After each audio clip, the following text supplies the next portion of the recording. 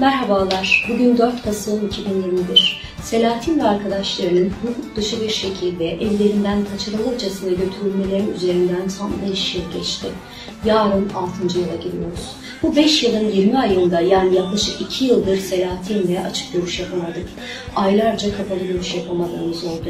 Dışarıda pandemi tedbiri namına hiçbir şey kalmadı ama ben, Selahattin ve kızlarımız 2 doz aşılı olduğumuz halde maskeli olarak bile açık görüş yapamıyoruz. Her şeye rağmen geçtiğimiz 5 yıl boyunca umudumuzu hiç yitirmedik. Ne irademiz kırıldı ne inancımız. Adaletin, özgürlüğün ve eşitliğin çok uzak olmadığını biliyoruz. Bütün bu yıllar boyunca haksız yere bedel ödeyen sadece biz olmadık.